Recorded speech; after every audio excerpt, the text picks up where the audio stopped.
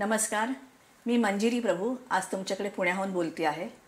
मी एक लेखिका आहे आणि 2 इंटरनॅशनल फेस्टिवल्सची फाउंडर, क्युरेटर आणि डायरेक्टर आहे.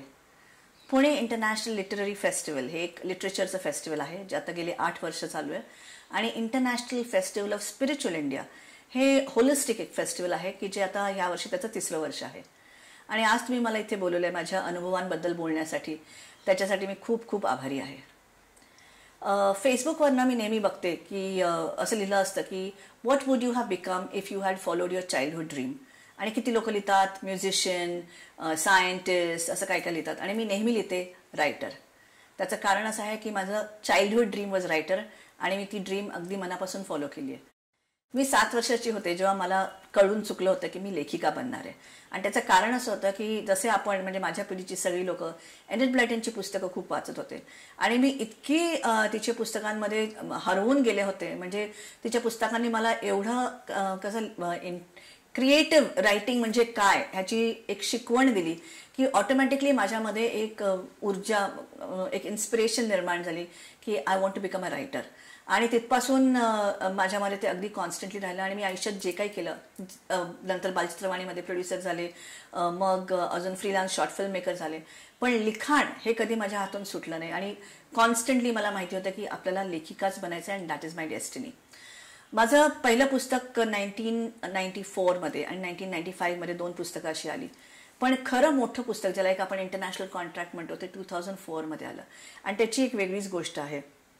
माझी आई एक ज्योतिषी आहे आणि व्हेरी फेमस ज्योतिषी, रिप्युटेड ज्योतिषी आहे. आणि तिच्याकडे बऱ्यापैकी लोक यायची भविष्याचं मार्गदर्शन करून घेण्यासाठी. आणि असे काही बॉलिवूडचे डिरेक्टर्स पण यायचे.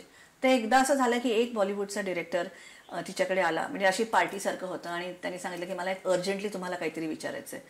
तर आईला त्यांची पत्रिका लक्षात होती म्हणून आई मला बरं विचारा.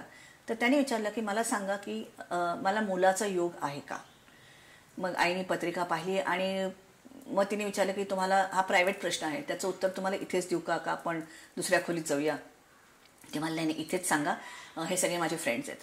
मग आईने पत्रिकेकडे पाहिलं आणि सांगितलं की तुमच्या पत्रिकेत मुलाचा योग तर आहेच, पण मुलगा ऑलरेडी झालेला आहे, पण तुम्हाला तुमचं नाव त्याला देता येत नाही. आणि हे ऐकल्यानंतर त्या माणसाला एवढा शॉक बसला, कारण ते खरं होतं. आणि जेव्हा मी ही गोष्ट ऐकली तेव्हा मला सुद्धा शॉक बसला की एखाद्याच्या पत्रिकेवरनं आपल्याला किती काही सांगता येतं आणि आपण त्याचा जर योग्य उपयोग केला तर आयुष्यात केवढं मोठं मार्गदर्शन मिळेल. आणि मग मला विचार पडला की एखाद्या गोष्टीमध्ये म्हणजे लिटरेचरमध्ये आजपर्यंत कोणी ॲस्ट्रॉलॉजीचा वापर का केला नाही आहे, म्हणजे क्राईम स्टोरीजमध्ये किंवा क्रिमिनल केसेस सॉल्व्ह करण्यामध्ये का केला नाही आहे. आणि त्यातून माझ्या कॉस्मिक क्लूजचा जन्म झाला पुस्तकाचा.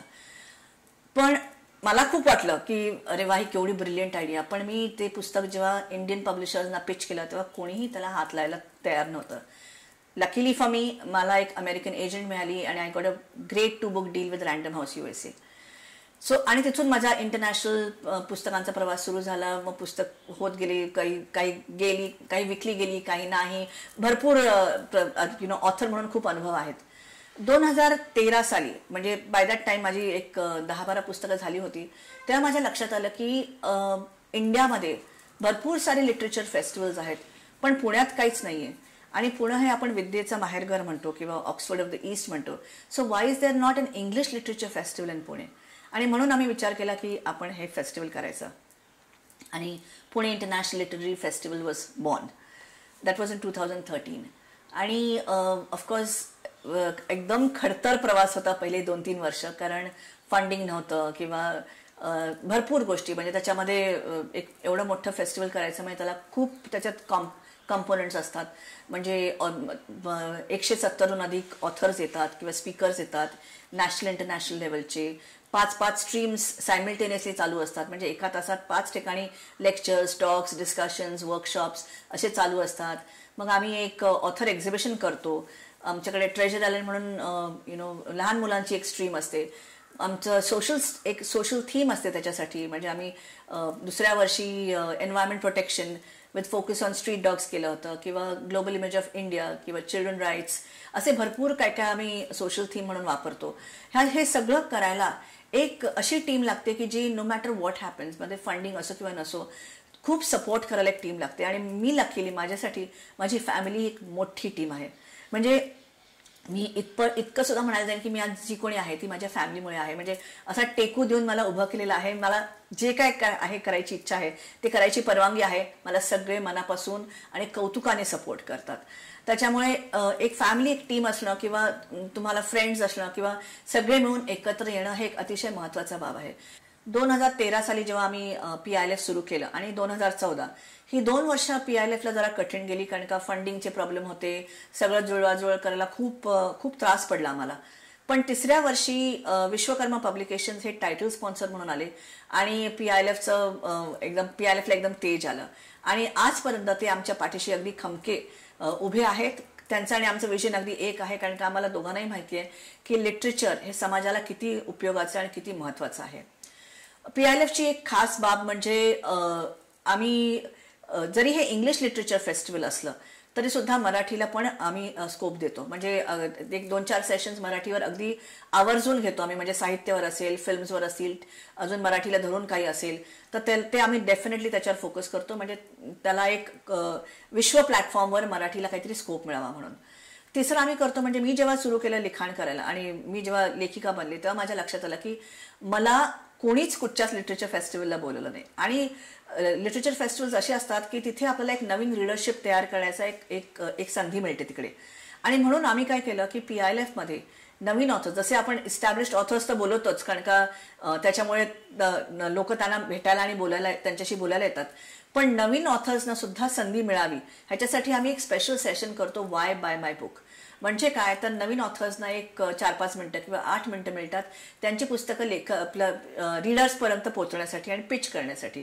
तर असे आम्ही काही वेगळे स्पेसिफिक सेशन्स घेतो की ज्याच्यामुळे नवीन रीडर्सचा प्लॅटफॉर्म निर्माण होतात, ज्याच्यामुळे रीडर्सना ऑथर्सशी इंटरॅक्ट करायला मिळतं आणि ज्याच्यामुळे इन्स्पिरेशन आणि क्रिएटिव्हिटीचा एक कम्प्लिटली वेगळा माहोल तयार होतो. PILFचं एक वैशिष्ट्य म्हणजे ऑथर एक्झिबिशन्स. या ऑथर एक्झिबिशन्समध्ये काय होतं तर खूप नावाजलेले जे लेखक आता होऊन गेलेले आहेत त्यांच्यावर आम्ही अगदी असं एक मोठं ग्रँड एक्झिबिशन करतो. तर ते एक्झिबिशन पाहिल्यानंतर तुम्हाला त्या ऑथरचं अख्खं आयुष्य डोळ्यासमोर एका फिल्मसारखं होऊन जातं. म्हणजे काय की त्याचं बालपण कसं गेलं, यंग त्यांचे डेज कसे गेले, त्यांच्या आयुष्यातले रोमॅन्सेस काय होते, त्यांना लिखाण कसं सुचलं आणि जे काही त्यांच्या आयुष्यातले अप्स अँड डाऊन असतात हे सगळं एका ह्यूज असं ग्रँड एक्झिबिशन मधनं ते डोळ्यासमोर उभं राहतं. आणि it is a very unique feature to PILF. So we are very proud of that exhibition actually. आणि आतापर्यंत आम्ही अगाथा क्रिस्टी किंवा Enid Blyton, Daphne du Maurier, Charles Dickens असे भरपूर ऑथर्सचं केलेलं आहे. आणि आम्हाला फीडबॅक सुद्धा खूप एक्सलंट येतो जे ते एक्झिबिशन अटेंड करतात ते. PILFचा एक मोठा उद्देश असा आहे की लेखक आणि वाचक यांची भेट घालून देणं. म्हणजे जेव्हा आपण एका लेखकाबद्दल वाचत असतो किंवा त्याचं पुस्तक वाचतो आणि मग नंतर तो आपल्याला लेखक जेव्हा PILFला भेटतो तेव्हा जो आनंद असतो दोघांचा, तो आनंद बघून आम्हाला इतका समाधान वाटतं. कारण तो एक आनंद वेगळाच असतो. आणि PILF असं दोघांची जेव्हा भेट घालून देतं तेव्हा it is something which is unexplainable. It is a very joyful moment even for us. माझी आई शोभा प्रभू ही माझी पहिली गुरु आणि आत्ताच मी सांगितलं तुम्हाला ती एक फार मोठी ज्योतिषी आहे. आणि म्हणून घरामध्ये आमच्या ज्योतिषाचं वातावरण, मेडिटेशनचं वातावरण, स्पिरिच्युअलिटीचं वातावरण पहिल्यापासून आहे. आणि खूप दिवस म्हणजे PILF सुरू व्हायच्या आधीपासून पण आम्हाला सारखं वाटत होतं की स्पिरिच्युअलिटीला धरून काहीतरी करायला पाहिजे. फक्त त्याचं एक्झॅक्ट काय त्याला आपण टायमिंग म्हणतो, वेळ येत नव्हती. म्हणून 2013 साली जेव्हा PILF सुरू केलं तेव्हा आम्हाला वाटलं की स्पिरिच्युअलिटी धरून त्याच्यात एक स्ट्रीम ठेवावी. ती काही घडली नाही. काही आम्ही सेशन्स ठेवले पण त्याला आम्ही ज्याला एक डेडिकेटेड टाइम फ्रेम किंवा डेडिकेटेड सेशन्स म्हणतो तसं आम्हाला काही देता आलं नाही. मग 1-2 वर्षापूर्वी आमच्या लक्षात आलं की जे काही वातावरण समाजामध्ये चाललं आहे, वेदर इट्स व्हायलन्स किंवा डिप्रेशन येत आहेत लोकांना किंवा कटथ्रोट कॉम्पिटिशन येत आहे, तर ह्याच्यामधनं लोकांना एक मार्गदर्शन मिळायला पाहिजे असं वाटलं. आणि आता खरी स्पिरिच्युअलिटीची गरज आहे. म्हणून आम्ही ठरवलं, माझी फॅमिली, मी आणि मी, की आता let's have a separate festival on spirituality. So international festival of spiritual India असा त्याचा जन्म झाला. पण व्हॉट एक्झॅक्टली इज IFSI? तर ह्याचे 2-3 उद्देश आहेत. एक म्हणजे पहिल्यांदा की वी एक्नॉलेज की स्पिरिच्युअलिटीचा बेसिक धर्म किंवा कोर हा भारतातून आहे, आणि पण हा भारतातून येऊन अख्ख्या जगभर जो गेला आहे त्याला आपल्याला कनेक्ट करायचं आहे. म्हणजे तिकडचे थिअरीज, तिकडचे फिलॉसॉफी सगळे आणि आपले ह्या दोघांची एक सांगड घालायची आहे. दुसरं आम्हाला सगळ्यांनाच असं वाटतं की लव्ह, पीस, कंपॅशन हे अतिशय महत्वाचे गुण आहेत आणि जे आपण सगळ्यांनी प्रॅक्टिस करायला पाहिजे फॉर अ पीसफुल लाईफ. पण जर आयुष्यात तुम्हाला नोकरी नसेल किंवा नीट व्यवस्थित होत नसेल किंवा आजारपण असेल तर how do you have love, peace, compassion for everyone around you. तर ते करण्यासाठी किंवा तुम्हाला तुमच्या आयुष्यात पीस मिळण्यासाठी काही टूल्सची आवश्यकता आहे आणि हे टूल्स तुम्हाला ध्यानातून मिळतात, ऑल्टरनेट थेरपीज मधनं मिळतात, हिप्नॉसिस मधनं मिळतात, क्रिस्टल्स मधनं मिळतात, एंजल रिडिंग मधनं. सो हे सगळे जे काही एक पैलू आहेत स्पिरिच्युअलिटीचे हे सगळे एका ठिकाणी आणण्यासाठी आम्ही हे very unique first of a kind festival सुरू केलं आणि ह्याच्यातून डेफिनेटली सगळ्यांना एक मार्गदर्शन मिळावं किंवा आयुष्याची एक दिशा मिळावी किंवा काहीतरी होप ज्याला आपण म्हणतो जगण्यासाठी होप मिळावा ह्याच्यासाठी हे फेस्टिवल आम्ही केलं. त्याच्यामध्ये ऑफकोर्स आपले वर्कशॉप्स तर असतातच की ज्याच्यामध्ये आपण सगळ्या तऱ्हेचं ब्रेथ वर्क शिकवतो, योगा शिकवतो, पण बियॉन्ड दॅट ऑल्सो आम्ही इन्स्पिरेशनल स्टोरीज पण घेतो. म्हणजे आपल्या रोजच्या जीवनात आपल्याला जी जी माणसं भेटतात ती आपल्याला कशी उपयोगी, त्याच्यातनं काय इन्स्पिरेशन ड्रॉ करायचं ह्याचे सुद्धा आम्ही सेशन्स घेतो. आणि एव्हरीथिंग अबाउट लाईफ, स्पिरिच्युअलिटीचा अर्थ असा होत नाही की तुम्ही डोंगरात बसून ध्यान करा. स्पिरिच्युअलिटी आपल्या रोजच्या जीवनामधनं सुद्धा आपल्याला घेता येते आणि आपल्याला रोजचं जीवन जगायला सुद्धा आयुष्यात त्याची मदत होते. आणि ती कशी होऊ शकते ते ह्या फेस्टिवलमधनं कळतं. तर असे हे 2 फेस्टिवल्स आणि अशी ही माझी जर्नी, लेखिकेची जर्नी. ह्यातून मी बरंच काय काय शिकले. ऍक्च्युली पहिली गोष्ट शिकले म्हणजे की रिजेक्शन्स. जरी मी 15-16 पुस्तकं लिहिली तरी प्रत्येक पुस्तक हे माझ्यासाठी एक नवीन बेबीसारखं असतं आणि प्रत्येक पुस्तकला रिजेक्शन्स मिळतात किंवा एक पब्लिशर हो म्हणतो, दुसरा काहीतरी चेंजेस करायला सांगतो. हे सगळे जे वरखाली घडत असतं ह्याच्यातून निराशा येण्याची खूप शक्यता असते. But one thing to remember, and I always remember this, की रिजेक्शन इज नॉट बॅड. आणि त्याचं कारण असं आहे की आपलं रोज आपण जे जगतो हे is a very small element of a life. Every क्षण म्हणजे प्रत्येक क्षण जो आपला आहे हा एका मोठ्या टॅपेस्ट्रीचा एक भाग आहे. There is a bigger picture आणि ते बिगर पिक्चर काय आहे हे आपल्याला आत्ता जरी माहिती नसेल तरी हा प्रत्येक क्षण तिथे आपल्याला नेतो आहे. म्हणून ह्या क्षणावरनं आपल्या आयुष्याचं सगळं ठरवायचं नाही. आपल्याला मोठ्या पिक्चरची वाट बघायची आहे आणि keep doing what you have to do. तुमची ड्युटी तुम्ही करत राहा. तुम्हाला जे चांगलं वाटेल, जे तुम्हाला मनाला पटेल ते तुम्ही करत राहा. आणि मोस्ट इम्पॉर्टंटली प्रत्येक गोष्ट लव्ह, पीस, कंपॅशनने करा.